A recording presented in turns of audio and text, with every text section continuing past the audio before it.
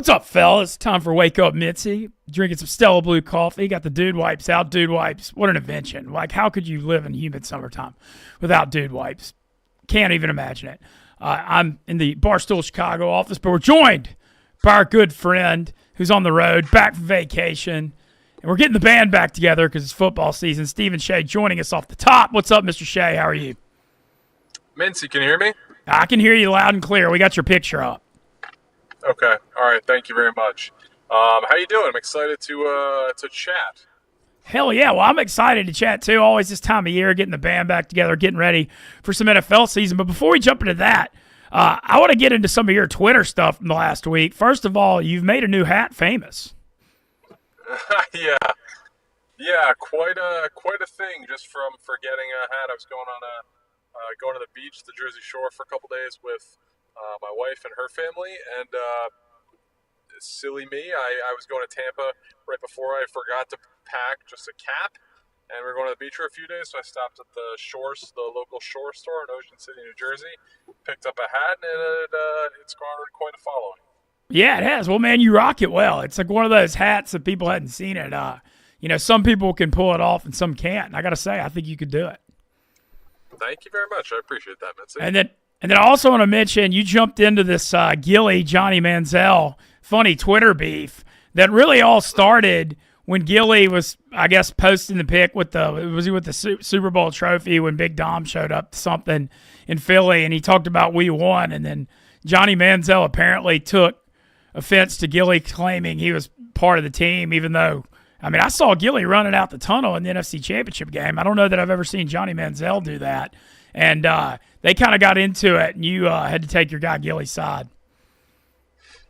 Gilly led them out of the tunnel for most games. I think it was kind of a surprise, or not necessarily a surprise, but I know that he was hoping to run them out in the Super Bowl. It was like a security restriction. They didn't want to have any outside people do that, which, highest security event of the year, probably Super Bowl, is understandable. But, he was with the team in the locker room, post-game and everything on numerous occasions this year. It wasn't like even a one-off.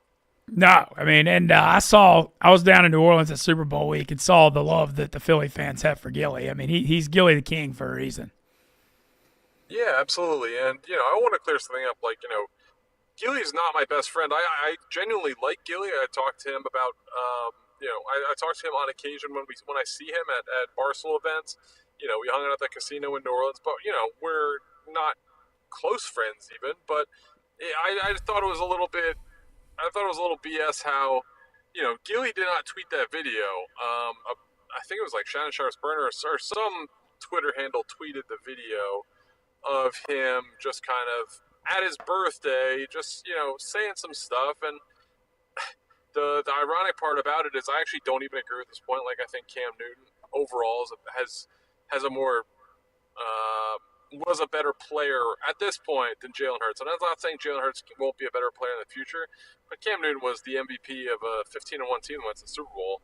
They obviously didn't beat the Broncos, but he was, an unbelievable player in his prime. Obviously, his later years with the Patriots and then back with the Panthers can distort that view, but he was an incredible player that carried a franchise for years. And, Jalen Hurts is a very good player. Obviously, they just won the Super Bowl. But, I actually agree that Cam Newton is a better player. That being said, Gilly didn't tweet this video. Someone put a phone in his face and was, kind of recording when he started to, spout off about Cam Newton at his birthday party when he was probably a little drunk. And so to take that out and put that on the internet as gospel, I don't really agree with. So, yeah, I wanted to defend my guy, defend an acquaintance of mine or a friend of mine when some guy talks about he's going to slap him if he sees him. I don't know. I didn't think that was very just. So, yeah, I topped in a little Twitter beef and then got in the mix. There you go. We love it. Well, all right. Well, we're gonna. I know you hadn't gotten deep in the weeds yet for your all your fantasy takes, but we'll be starting with that next week with Fantasy Football Factory Pod. Super excited about that. But I do have a few kind of overall NFL questions for you, just filling out the season. to discuss with you, and I want to start with the Bucks, which you know really well. Yeah. How are you feeling about the new offensive coordinator situation with Liam Cohen leaving? I mean, Josh Grizzard was with the team last year. He called the third downs, and he was with the team, and was Liam Cohen's essentially right-hand man. So I think it's a good thing. Certainly you would have hoped to retain Cohen, but in the event he left, Grizzard's the next best guy for the job. The playbook's going to stay the same. The guys already know him, have a rapport with him. So I think from the coaching perspective, this is the next best thing to retaining Liam Cohen. So certainly happy with that. I was just at training camp on Friday. Offense looks good. Baker did sit out with a hand contusion, which he missed, I think, 2 practices with. They signed Teddy Bridgewater, which was a bit concerning, but Baker's already back at practice, and I think he's fine. I think Teddy B is more of a depth signing.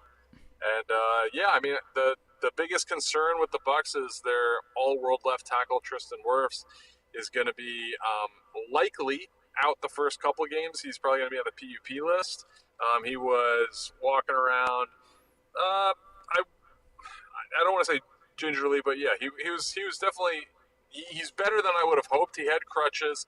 He got just a cleanup. He had a bone bruise, and it just didn't really get better as far as the pain management.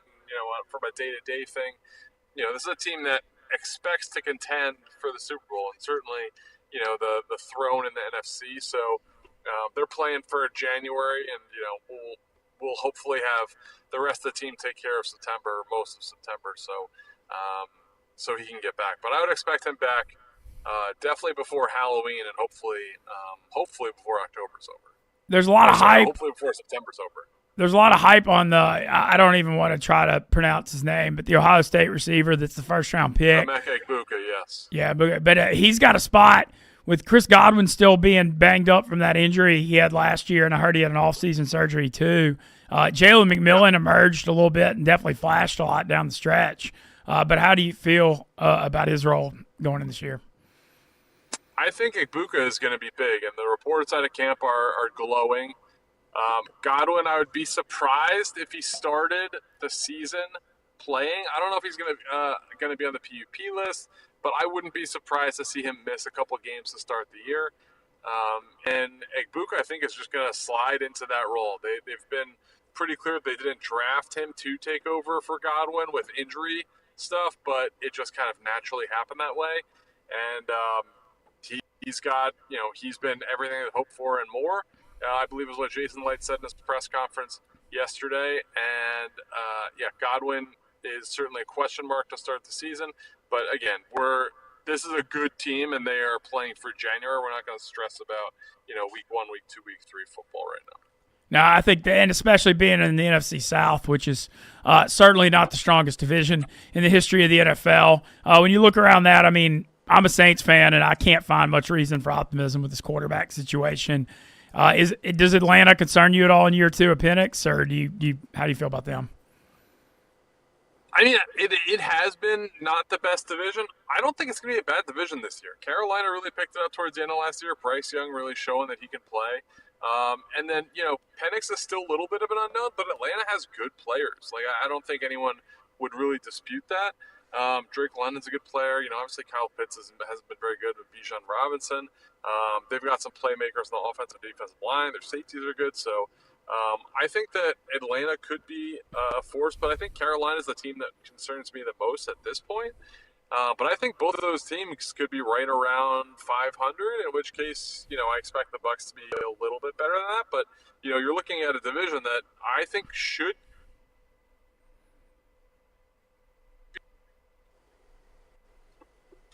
You there? Yep, got you. You cut for a second. You're good. Okay. But you were saying the division. You mentioned Carolina. Like, Bryce Young was a totally different player after he was benched for a couple weeks for Andy Dalton. And there actually is some real momentum there. I mean, he played well down the stretch. Their defense was terrible, though.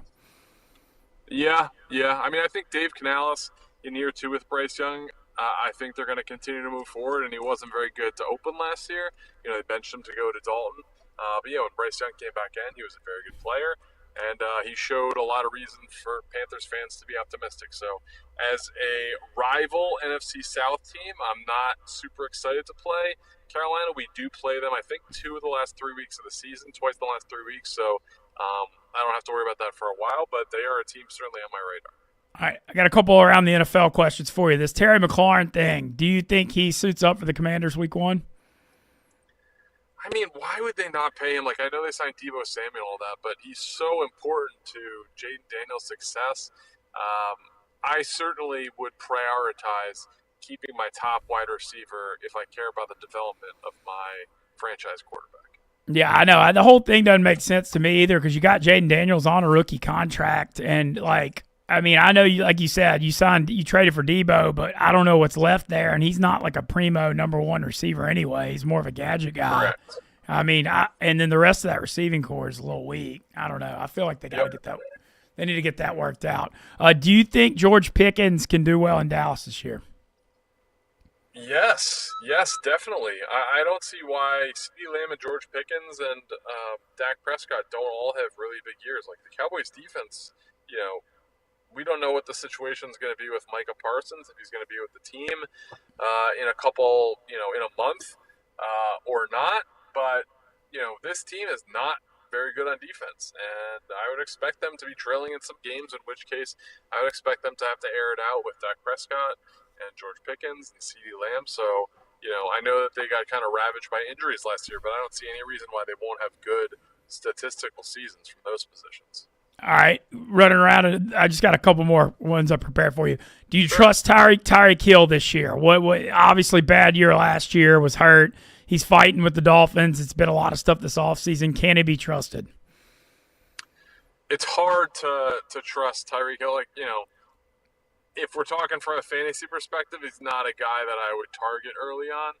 If the price is right and he slips into the mid-round, certainly he's got, very, very high upside. But any receiver that's linked with Tua is going to be risky because inherently you would then be taking on the Tua risk. So Tyreek Hill also certainly getting a lot older. Does he still have it? He had the issue with the wrist, I believe, all year last year that stemmed from the not arrest, but the police detaining outside of Hard Rock Stadium. So a lot of things surrounding Tyreek Hill at this point. None of them are good. All right, well, quick one New England Patriots question. There's a lot of hype on Vrabel first year. Drake May certainly flashed a lot last year. Do they have a shot to get to 500, or do you think they're overrated? I think Vrabel is a good coach. I think Drake May is a really, really good quarterback. 500. I mean, they're in division with the Bills. If the Dolphins are healthy, they're usually pretty frisky. I expect the Jets to be a little bit friskier. Last couple of years they've been just god awful. But at least with Aaron Glenn and Justin Fields, they have like a pretty clear vision. So I do not think the Patriots will finish last in the AFC East. All right, going AFC North. I mean, obviously everybody knows Cleveland's the worst team, but how do you see the Ravens, Bengals, Steelers thing shaking out this year? It seemed Burrow's finally healthy in training camp for the first time in forever. T. Higgins re-signed. Hendrickson finally showing up. It sounds like after the $50K a day fines he was getting. Do you think the Bengals have a shot in this division? I mean, the Bengals really needed to address their defense. It was horrible last year. I don't know if they've made enough additions. We saw them draft Shamar Stewart, who was going back and forth with Bengals management over wording in his contract where he wouldn't get paid if he got arrested and was in jail. So that finally got settled. I was never a big Shamar Stewart guy. I believe he has 4.5 career sacks in college. He certainly looks like Myles Garrett physically, but can he put it all together in the field? We'll see. I think the Bengals are going to have a lot of similar problems as last year as far as on the defensive side of the ball. Offensively, they're going to be awesome. We know that. The Steelers, I'm not a big Aaron Rodgers guy anymore. The time with the Jets really soured me on his playing performance level. The Ravens, I would expect to be the class of the division. They just continue to get better. They're a smart team in front office, and Lamar had arguably his best season last year and didn't win the MVP. So I would be surprised if he put up similar numbers and did win the MVP. All right.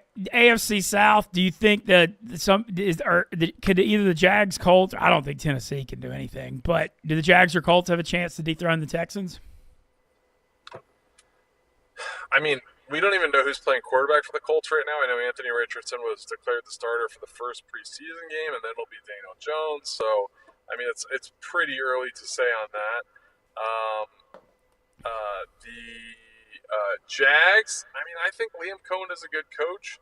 I don't think trading up for Travis Hunter is the smartest move, but I am a huge buyer on Brian Robinson Jr. So, if they can get this run game sorted out, which is what Liam Cohen did in Tampa, they could be good. So, we will see. I think the Jags could have a decent year. Yeah, Moody and I are both kind of big on that too. They're plus 290 to win the AFC South. I think they got a shot. All right, AFC West, both Broncos and Chargers, playoff teams and emerging. Who do you like more of those two teams? Because there's a lot of arguments to be made for both. Yeah, I mean, I think they're both solid teams. The Raiders, I think, are a team that could be a little bit frisky. Like, obviously, Genty's a guy who's going to run the ball. Geno Smith is a big upgrade over what they've had at quarterback with Aiden O'Connell. So I think they can be a decent team too. I think the AFC West could be more competitive than people think, and I that's coming from a guy who said the Chiefs would miss the playoffs a few years ago, but I think the Chiefs are a pretty safe bet to make the playoffs, especially with healthy receivers. Yeah, the Chiefs are only minus $1.20 to win the AFC West on DraftKings this year, but man, the Chargers and Broncos, I mean, when you look at the Chargers have done, I mean, you kind of could see why, the way that both are emerging. So it's, I feel like KC, this might be the first year they're challenged in the AFC West in a really long time. All right, I got like two more for you. NFC North, sure. The Ben Johnson thing, I'm worried about it. They're going with Johnny Morton. I mean, I know that they got continuity in the organization, but man, I think that's a big loss for Detroit. When you're evaluating them fantasy-wise, still love Gibbs, but do you think the Detroit offense takes a step back without Ben Johnson? I mean, it's hard to think they won't, right? Just because Ben Johnson was such a good coordinator there so long. Whether they take a step back or not, it's hard to imagine them being better, right? So they were a very good offense last year. Let's say if they can continue that this year, I would expect them to take a slight step back. And the division, like Green Bay, has shown a big commitment to the run. They can run the football. We don't know how J.J. McCarthy's going to look, and I would go as far as say we don't know how Caleb Williams will look. Obviously better coaching this year, but does he see the game quick enough to utilize all his skills? I'm not positive on the answer in that. Yeah, the Caleb Williams thing, I have the same concerns because Ben Johnson's offense is like very complicated and it's all about precision and timing and getting the ball out, and he holds onto the ball so long that I just worry about that. You mentioned the J.J. McCarthy thing. I can't figure that one out, and that's also a fancy question because you feel like you want to give Kevin O'Connell the benefit of the doubt for how good he was with Cousins and especially Darnold coming back from the grave last year. But we still don't know. Like McCarthy at Michigan, they had a great running game, great defense. I mean, he made the plays when he had to. But I don't know. I don't know what to expect and how will that affect Justin Jefferson. That's a big, hard one to read. Yeah, totally. And then NFC West-wise, are you concerned about Matthew Stafford's back? They're saying they're putting epidural shots in. I know that McVay plays the long game usually with him, and they know what they've got. He's obviously older and played forever, so I wouldn't be that worried about him missing training camp. But are you concerned about this for the season for the Rams? I mean, how can you not be, right? Like, certainly having your 37-year-old quarterback getting epidural shots in his back. I mean, this is a guy who a couple of years ago thought about retiring. So, yeah, I think that you should certainly be concerned about Matthew Stafford. I think he threw like 20 touchdown passes last year. Like, it's not, from a fantasy perspective, not very good. They obviously get Devontae Adams this offseason. I'm sure that will help them. But at what heights can they get to with Stafford in his current age and condition? I'm not sure, but they certainly are a team that can run the ball with Kyren Williams. So maybe they can lean on that a little bit more. Yeah, that's a big one for me because if Stafford was real healthy, I was big on the Rams this year. They were like plus 195 NFC West, and they started 1-4 last year, almost beat Philly in the playoffs, but the Stafford thing's got me thrown for a loop. Well, also, how you're back from vacation? Y'all have a good trip? Yeah, no, it was a good time. I took my son to Bucks camp, which was a lot of fun, and then met up with my wife and daughter and my wife's family at the Jersey Shore. So it was a good trip. I'm hustling back to the place where my dog is staying because we got to get there by 5. But yeah, we're loving life right now. Dog owners back from vacation, new hat, things are going good. Yeah, finally Cubs got a win today with Cade Horton, who suddenly emerged as their ace too. They scored. Yeah, they scored runs. Maybe the bats are back. Ian Happ hit a home run. Dansby Swanson hit a home run. I think they had one more. But yeah, overall the Cubs, or Shay hit a home run. But overall the Cubs bats hopefully are back. And Cade Horton has been red hot since the All-Star break. I know he was a very high pick with a lot of promise. He was very inconsistent earlier in the season, but now maybe he's settling in and showing why the Cubs didn't deal for an arm at the deadline. Yep. Or a big-time arm at the deadline. Well, I love having you on just talking football because it gets me excited for NFL starting, and we'll get the fantasy football stuff rolling next week. And just want to say thanks for your time. Appreciate it. Of course. All right, later, buddy. See ya. All right, Stephen Cheah joining us, getting ready for football season. I'm just so excited, just talking this football.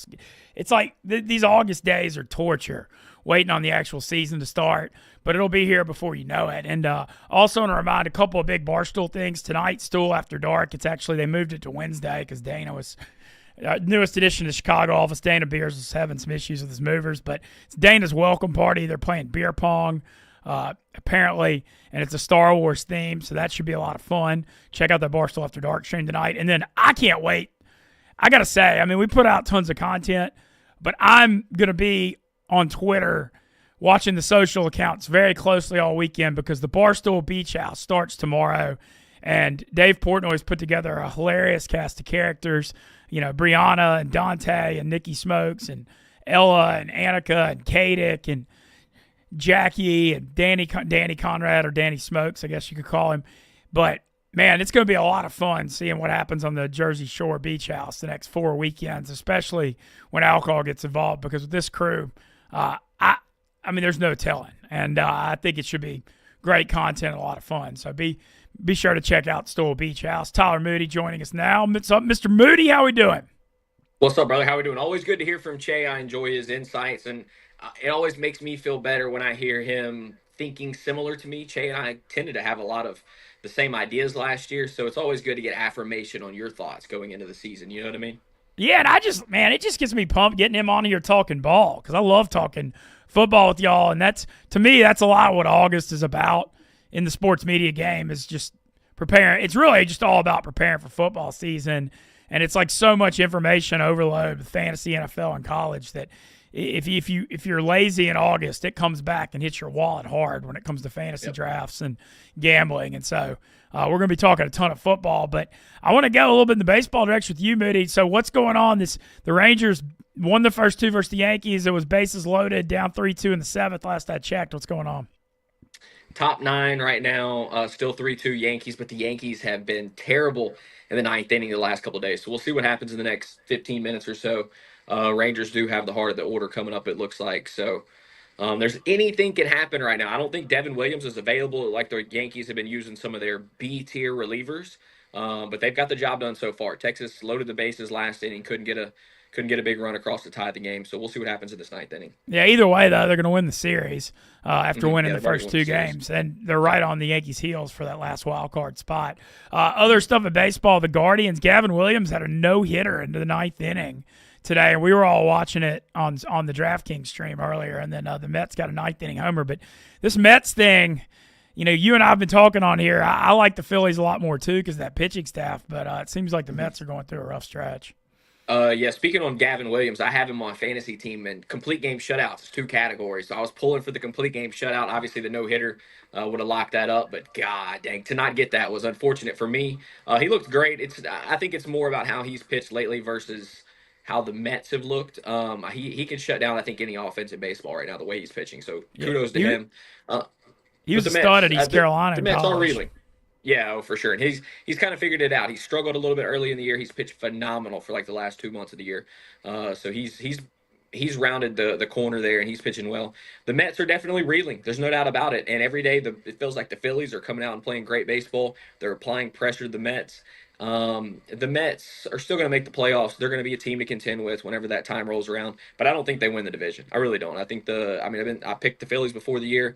I'm sticking with it. I stuck with it when we did the thing right after the All-Star break. I just think they're a more complete team. I think the lineups are both comparable, but as far as the pitching is concerned, you got to give the edge to the Phillies. And they went and got Joe Duran at the break and or at the deadline. And I mean, what a difference maker he can be. He's lights out in the ninth inning. So I like the Phillies. I think the Phillies are the only team that can challenge the Dodgers in the National League, personally.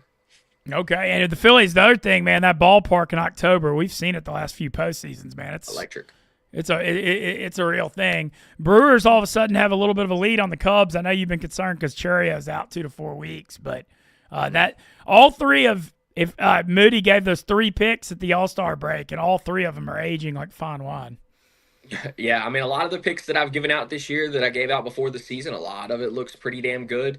I think the Brewers are a better team than the Cubs. I think a lot of people get enamored with the names for the Cubs. Tucker and PCA played well, but he's starting to regress a little bit. I just think the Brewers are a team in every sense of the word. I love Jacob Mizorowski. Yeah, I don't know, man. I think they're a good ball club, and I'll be shocked if the Cubs catch them down the stretch. The only thing that matters for the Brewers down the stretch is, can Churio come back and be healthy and produce, and can Mizorowski be the same guy whenever he comes back? The injury he's missed the last 2 weeks with was just a comebacker off the leg. I don't think it should be an issue, but they need him to pitch like the guy that he was before the injury. As long as that happens, I really think the Brewers hold off the Cubs. I mean, it's baseball. Things can happen. The Cubs could get hot, but I trust the Brewers more. All right, and then other baseball question I got is how's life for the Padres post those huge trades? They blew it last night to the Diamondbacks. Miller gave up 2 runs. Suarez gave them 2 good innings. But after that, it was the Diamondbacks ended up finding a way to win that game. I don't know, man. I think the Padres are going to be in the playoffs, but I don't see them as a legitimate World Series contender unless Tatis gets hot as shit like he did in the playoffs last year. They need him to return to that kind of form. He was early on in the season, but as this year has progressed, he has fallen off a little bit. He is the key cog in that offense. And one of the things for me that I found puzzling about the Padres, they also traded for Ryan O'Hearn, who was an all-star, and he's been sitting the bench the last couple of days. I would have his ass in the lineup. I mean, the dude can flat out hit. He puts together good at bats. He's someone that needs to be on the field every single day to get hot.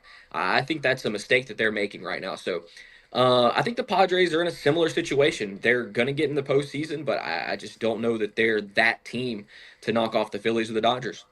All right, have you? I know you're always in the lab, posting your picks on Twitter. You got anything out for tonight yet? You still looking? Nothing out for tonight yet. I gave you Carpenter and Vlad and Josh Young. Vlad just homered as well. So Vlad homered. I took him homered. live, dude. Vlad homered. I took him live on the live odds because DraftKings we have the 20% live home run odds boost on Wednesday, and we do a streams. I took him before the game plus 275 and plus 432 on the live. Thank you, Moody. And Moody. I texted Moody. He gave me Kerry Carpenter, who homered earlier, Vlad and Josh Young. So he gave me 2 out of the 3 homers. I don't know how you beat this homer. The homer game's tough. Listen, I've been playing fantasy baseball for like 12 years now. I think that's a big part of it. Maybe Josh Young and the Rangers will find something in the ninth. I don't know. Let me pull it up real quick. I'm hoping that they can find a way to at least get Josh Young another at bat and tie that game up. But looks like bottom 9, 2 outs. Seager at the dish right now against Bednar. But yeah, I mean, it's what I do, Mintz. I hand out home run picks day after day. So, no surprise there. I actually hate it that Vlad went deep, but it is what it is. We had a couple things in chats. Our boy Stone Papa Smurf was asking, does Mincy think Nussmeier wins the Heisman? By the way, I want to address this. Did you see Twitter today? All the fake Nussmeier torn ACL rumors today. No, I didn't. Yeah, I didn't buy into it for a second, but remember last year that people did it with Jackson Dart this time of year, and so I didn't even acknowledge it on Twitter, but I saw a lot of people were tweeting about it, and I actually texted our good friend of the show, Devin Snow, Hold the Mayo. I was like, hey, he's fine. I texted a couple of LSU people behind the scenes like, hey, this is BS, right?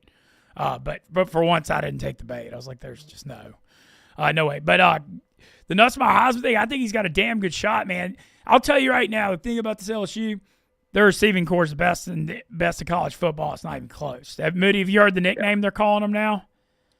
You said it the other day. The Legion of Zoom. Legion of Zoom. That's it. That's a great nickname. I mean, it's But good. They have to live up to it now. They have to live up to it. There's a lot of games to play, but that's a great nickname. Well, I have a lot of faith in Aaron Anderson already. Nick Anderson transferred from Oklahoma, but he had 10 TDs 2 years ago. But he was hurt last year, so people kind of forgot about him. But Chris Hilton's the name that's popping in camp. 6'3", track star. He's had a lot of injuries in his LSU career, but he broke out into the year and had a huge game against Baylor in the bowl game. But, man, if he gets going, he's like the type of guy, that's like a 2-catch for 110-yard, 2-touchdown guy. I mean, he's just he's going to be catching bombs. And the biggest thing with LSU is just if the offensive line, because they lost Will Campbell and Emory Jones, if the O-line can be pretty good, they're going to score a ton of points, man. I'm telling you, this receiving core is filthy, and Trades Green is one of those ex-basketball player matchup tight end guys that's a nightmare to guard too. So, but I continue with my LSU take has been the whole time. I'm looking for them to lose close at Clemson week 1, and then I'm buying in the next week because the odds will change. That's my LSU theory. So if they come out and crush Clemson week 1, that's going to hurt my theory. But the problem is on the LSU stuff, Nuss Heisman odds, LSU SEC title odds, and LSU national championship odds, the party's over. The odds of there's been money on all three have come in. All three odds have gone way down in the last few weeks. And so I don't know if the value's there on any of it right now, if you didn't get it earlier. Well, to go back and answer his question, I think Nussmeier not only could, but does win the Heisman. I think he's in a sensational spot. And I'll be honest with you, I think a lot of these other guys that are in the conversation with him they're not in as good of a situation with as good of receivers, and I just think Nussmeier is going to take that step. I'm kind of there with you. I think LSU has a huge year. I think they win the SEC. I think they're the best team in the SEC. I don't quite believe in Texas as much as everyone else does. I'm not an LSU fan, so I'm not a homer by any means. I don't really have a college football team, but I think LSU is going to win the SEC, and I do think Nussmeier wins the Heisman. I think this feels like that big. I think this is the big Brian Kelly year too. They're just starting to, people are. It seems like LSU's all in after they spent all that money in NIL to fix the defense too. So I'm kind of drinking the Kool-Aid as well. What's your thoughts on Ole Miss going into this year? It feels like they just lost so much, right? Yeah, well, no, I still feel like Ole Miss is going to be good. They're top 15 preseason. I think it's going to depend on Austin Simmons, the sophomore quarterback, who the upside is out of this world. I think he's a great passer from everything I've seen. They got a deep receiving core. I mean, the offense looks really good.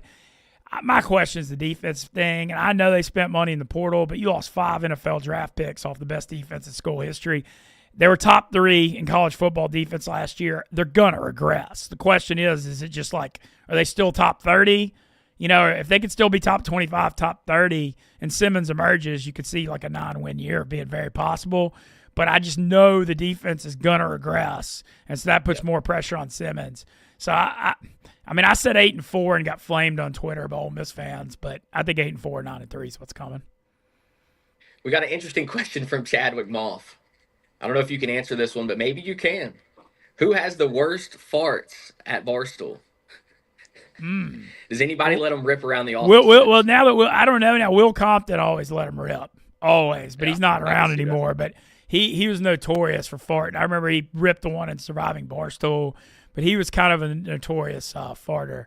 I feel like Jersey Jerry's let a couple rip before too. But do you ever drop one on somebody and just like, well, yeah, I drop that. I'm not afraid to drop like the SBD, the silent but deadly.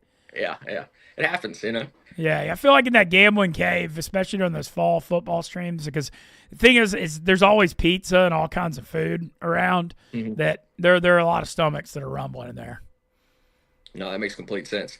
Rangers just got a base hit from Simeon. They've got 2 on, 2 outs. Adolis Garcia coming to the dish. All right, we're gonna hang on and see what happens here with Moody on here watching the Rangers before we get out of here. One thing I will say, and I hate to say it, God, I hate to say it, but I love the moves that the Astros made at the trade deadline. They getting back Correa, the addition of Jesus Sanchez. They needed another good left-handed bat in that lineup. God, I freaking hate it. The Astros are the best team at the deadline or in trades in general that in the last 10 years. I mean, they win every damn trade, it feels like. I know that Kyle Tucker trade is pretty much about even right now, but Cam Smith's had a good year. And for the long term, that's a great trade. If they knew they couldn't pay Tucker though, like that's a great trade. If you knew you were going to lose him anyway, like they got a ton of value back a year. A year early. And listen, there's a chance. Look, Kyle Tucker has not re-signed just yet, or hasn't signed an extension with the Cubs. He's probably going to go into free agency this offseason. There is a possibility. I'm not saying it will happen by any means. There's a possibility he could come back to the Astros. Maybe the Astros decide, let's spend the money. I don't think they have the money to spend, but they will at least, they'll be in the mix for him because that's just the kind of stuff that they do. They win every damn trade. I'm telling you. We've seen Verlander come back. We've now seen Carlos Correa come back. And the Correa thing, I mean, the way they handled it, they got all his good young years. He got that big deal from Minnesota, and then they get him back with Minnesota paying a lot of the deal. I don't know how you could own it any more than that. Minnesota eating 33 of the 109, I think, remaining. So the Astros will be paying about 2/3 of what was left on his contract. But, I mean, that's a win. That's a win. And now they have a guy that can play third or short. And they were desperate to get a third baseman with Paredes out. Paredes probably done for the season. Maybe they get him back for the postseason. And if they do get him back for the postseason, now they can put him in the DH spot. They could work him in there some because Alvarez will be back by then. But it's an extra bat. Whether or not they get him back, it doesn't matter. They now have a third baseman, Jeremy Pena at short. Great left side of the infield defensively. It's just a hell of a move by the damn Astros, and I think they're going to hold off the Mariners and the Rangers. I think they're going to win the division now. I had questions before that deadline, but I think now that they made those two moves, and Jesus Sanchez, one of the more underrated additions at the deadline. Yeah, it amazes me the longevity of this Astros run going back to 2017 because, you've seen – Correa leave, and you saw Springer leave, and you've seen Alex Bregman now leave and be in Boston, and they just keep reloading, and it's impressive, especially because they don't necessarily have the biggest payroll of all time either. Yeah. Chad, if you have anything for us as we get ready to wrap up here in a minute, drop it real quick. Adolis Garcia has just fouled off 3 straight pitches, 2-2 count, 2 so on, 2 outs. What's it? How many runners are on? 2. They got runners at first and second. So Seager's on second, Simeon at first base. Let's get an Adolis Garcia hit and a live reaction here from Moody. Oh my God! If he walks this off right here, 2-2. So when you got twos, I know you didn't play baseball, Mintzy. When you got 2-2 count, 2 outs, gets a little twos on the brim of the cap right here. See if we can find one from Adolis. It'd be huge. God, this would be for the Rangers to sweep the Yankees, move ahead of them in the wild card would be just massive. God, it'd be so big. I think Adolis just made an out because it says 0-for-5 now. Oh shit. No good. It hasn't updated. The thing is, I can't stream the Rangers games. I normally torrent them. Don't tell anybody. I usually pirate them and watch them, but I didn't have it pulled up in time. So, he struck out. All right. Well still won 2 out of 3. 2 out of 3 ain't bad. Enjoyed talking ball with Shay and with Moody as always. Got Peter Burns, SEC Network, in here tomorrow. Big SEC football talk tomorrow. Thanks to Dude Wipes and Stella Blue. Tune in to Barstool After Dark tonight. Dana Beers' welcome party with the Star Wars theme. And do not miss the Stool Beach House social media stuff this weekend. Moody, the Stool Beach House is going to be something. All right, I'll take it easy. Yeah, no, it looks like it should be for sure. Yeah, have a wonderful day.